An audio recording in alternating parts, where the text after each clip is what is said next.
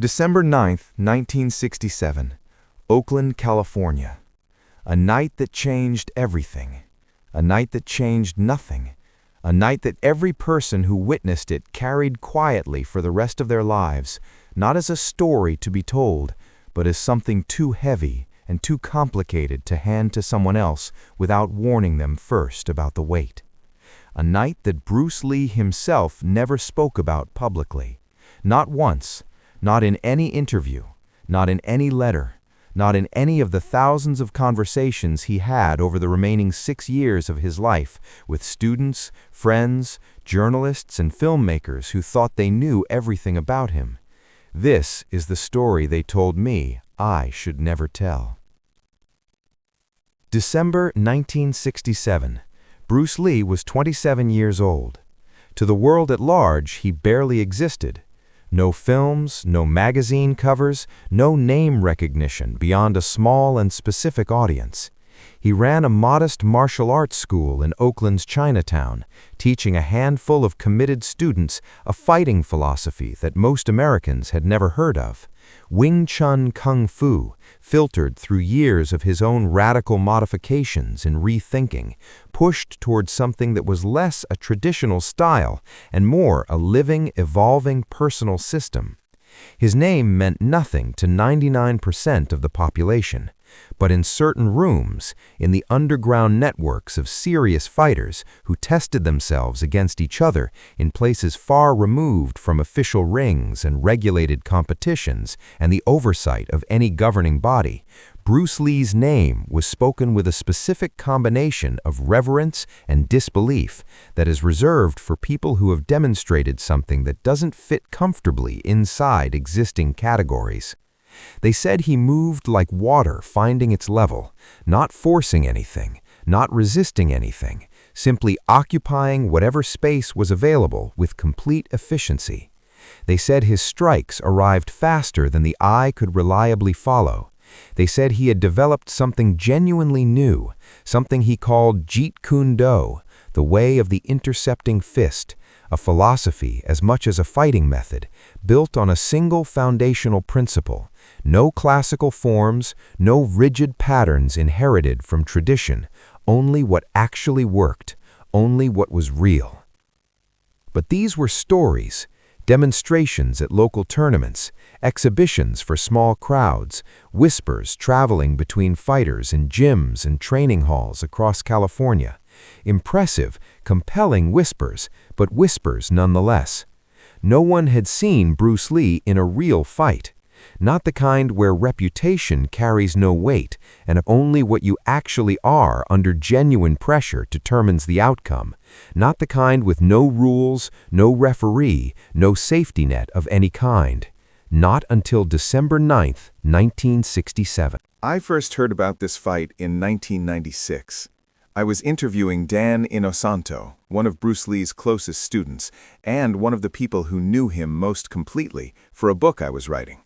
We had been talking for 3 hours. The formal part of the interview was finished. The recorder was off. We were simply two people, sitting with coffee, talking about a man we both, in different ways, admired deeply. That was when Dan said something that stopped everything. "There was a fight," he said quietly, looking into his cup rather than at me. "A real one. The only real fight I ever saw Bruce in. It wasn't supposed to happen. It should never have happened." He stopped. I noticed his hand was not entirely steady.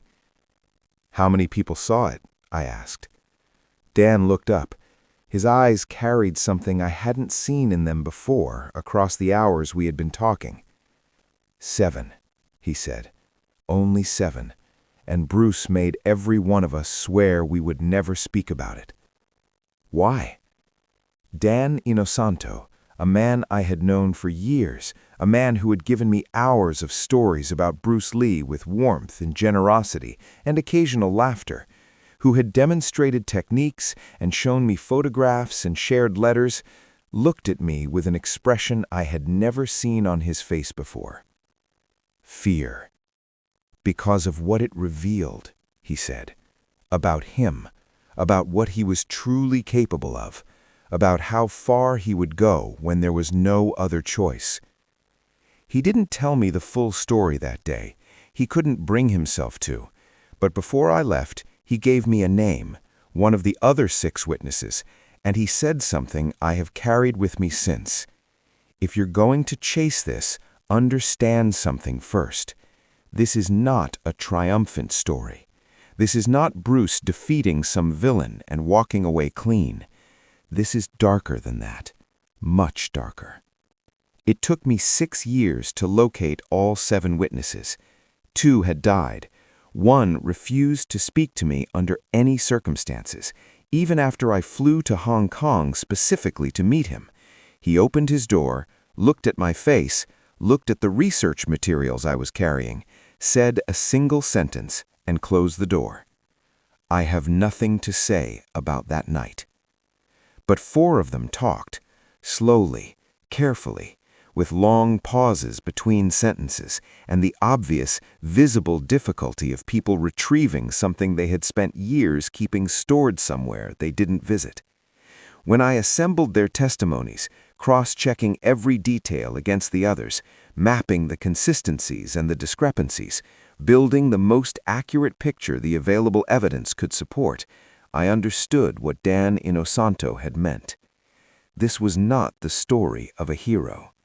This was the story of what happens when a man who has spent his entire adult life in the precise and dedicated mastery of violence finally uses everything he knows, not for sport, not for demonstration, not for teaching, but for real, with everything available, with nothing held back, with no performance and no philosophy and no consideration of anything except the immediate and absolute necessity of the moment.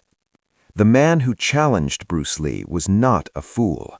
I want to be unambiguous about this from the beginning, because the story makes no sense unless you understand who he was. This was not some amateur inflated by misplaced confidence, not a drunk looking for trouble in the wrong place, not a student trying to establish himself by going after a name. This was a professional, a man who had spent 15 years in environments where losing carried consequences that went considerably beyond embarrassment. Broken bones, shattered reputations, occasionally worse. I cannot use his real name. Throughout my research, the witnesses referred to him consistently by a single word: the Russian.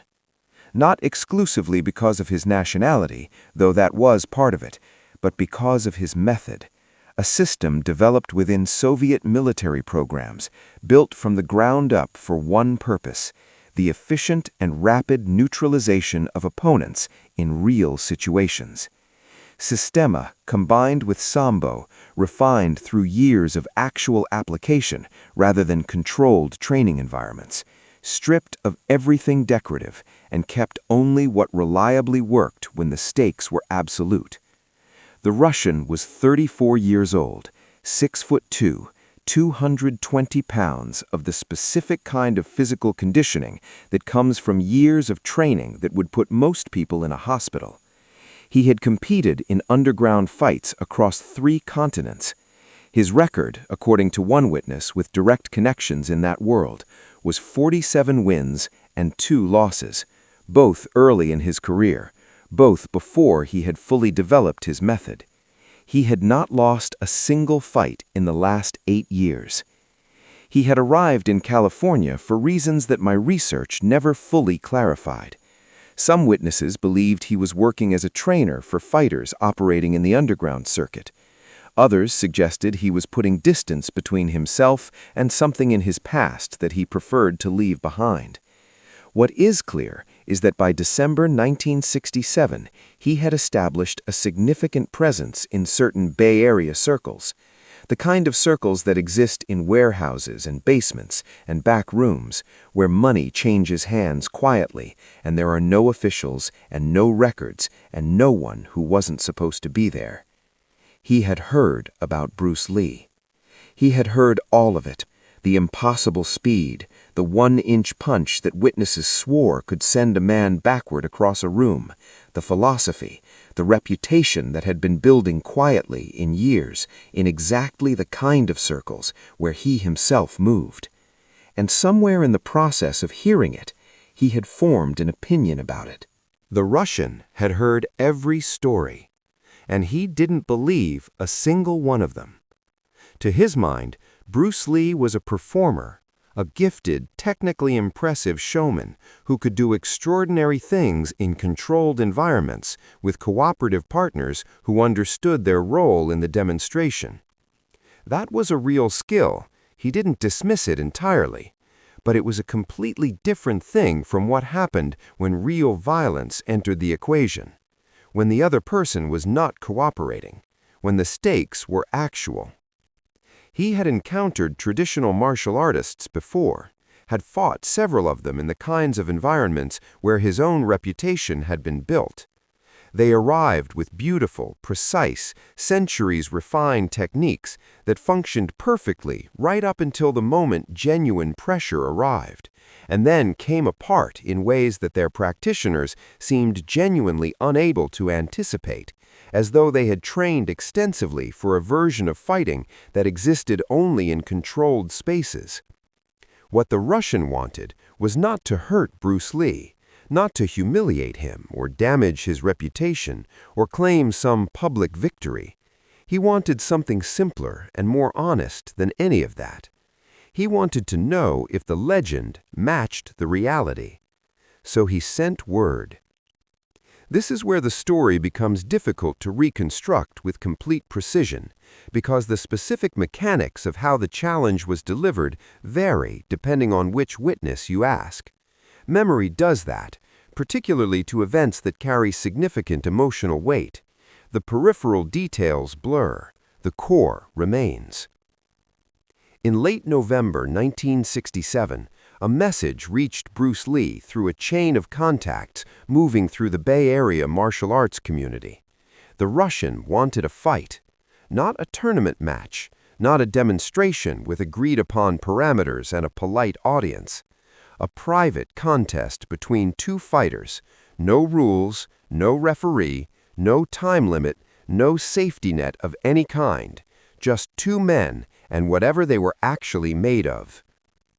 Bruce Lee's immediate response, according to James Lee, one of his senior students who was present when the message arrived, was silence. He read the message, folded it carefully along its original creases, placed it in his pocket. "Are you going to respond?" James asked. Bruce looked at him. "I already have." "What do you mean? You haven't said anything." Bruce smiled. Not the warm, familiar smile his students knew from years of training together. Something colder than that. Something that James Lee, decades later, still struggled to describe accurately. By not responding immediately, I've told him everything he needs to know. Which is that I'm thinking about it. For 2 weeks, Bruce Lee said nothing. The Russian sent another message, then another, each one more direct than the last, each one making it clearer that this was not an approach that would eventually lose patience and disappear. Finally, on December 4th, Bruce Lee sent his answer. He would fight, but on his conditions. The conditions Bruce Lee set were specific, and they reveal something important about the precise way his mind was working. The location would be a private space, not a gym, not a dojo, not any environment that carried familiarity or advantage for either man, somewhere neutral. The number of witnesses would be capped at 7, 3 chosen by Bruce, 3 chosen by the Russian, and 1 neutral party, whose sole function was to verify accurately what happened. No weapons, no biting, no eye gouging. Everything else was permitted without restriction. The fight would continue until one man could not continue or until one man verbally submitted, whichever came first. No photographs, no recordings of any kind, no public discussion of the outcome, regardless of what the outcome was. And one final condition, the one that several witnesses across separate interviews conducted years apart remembered most clearly of everything. If either fighter was seriously injured or killed, everyone present would describe it afterward as a training accident. No police involvement, no investigation, no consequences beyond whatever happened inside that room. The Russian agreed to all of it without negotiation. The neutral witness was a man named Robert, former military combat instructor, years of training fighters across multiple disciplines, no existing relationship with either man, and no loyalty to either outcome. I interviewed Robert in 2004 in a small apartment in San Diego. He was 71 years old, and his memory of that night was sharp in the specific way that certain memories remain sharp, not because they are pleasant to revisit, but because they are too significant to fade. "I've seen a lot of fights," he told me, looking out the window at the ocean beyond his apartment. "Military combat trials, matches before that term existed, street fights that started over nothing and ended with ambulances. I genuinely believed I had seen the full range of what that looked like." He paused for a long moment.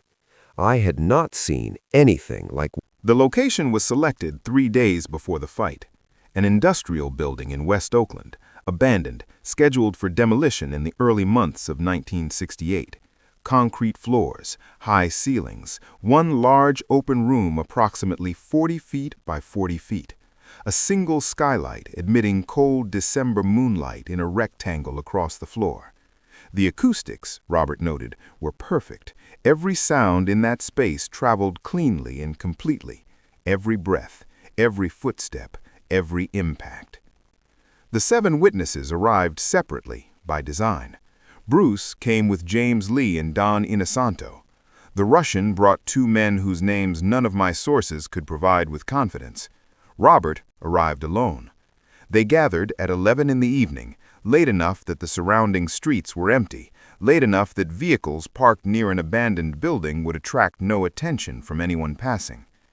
Don Inosanto described the atmosphere to me years later, quietly and with the careful pacing of someone choosing each word before committing to it. It felt like we were doing something that shouldn't be done. Technically illegal, yes, but it felt like more than that. It felt like we were crossing a line that existed for reasons beyond legality, a line that was there because some things, once witnessed, cannot be unwitnessed. Bruce Lee arrived in simple black trousers and a black t-shirt, barefoot, no jewelry, nothing on his body that could be grabbed, used as a weapon, or used against him. The Russian wore gray trousers and a gray shirt, also barefoot. They did not shake hands. They did not bow. They took positions on opposite sides of the room and looked at each other with the cold, unhurried assessment of 2 men who understood precisely what they had both agreed to and had no remaining questions about it. Robert stepped to the center of the space. "You both understand the conditions." Both men nodded. "You both agree to those conditions." "Yes," said the Russian. His accent was heavy, but his English was completely clear. "Yes," said Bruce Lee. His voice was quiet, entirely level. Robert looked at both of them one final time. Then he stepped back to the wall. "Begin when ready." Neither man moved. This is the detail that every witness across every separate interview conducted across nearly a decade of research remembered with the most absolute clarity. Not the fight itself, the stillness before it. Bruce Lee and the Russian, 40 feet of concrete between them, completely, perfectly motionless, each studying the other with the focused attention of someone reading a text they know will be tested on. 10 seconds, 20 seconds, longer. "I have never seen Bruce that still," Don Inosanto told me.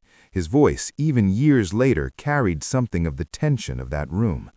Before any demonstration, before any sparring session, there was always movement, loosening up, shifting weight, the natural physical preparation of a body getting ready.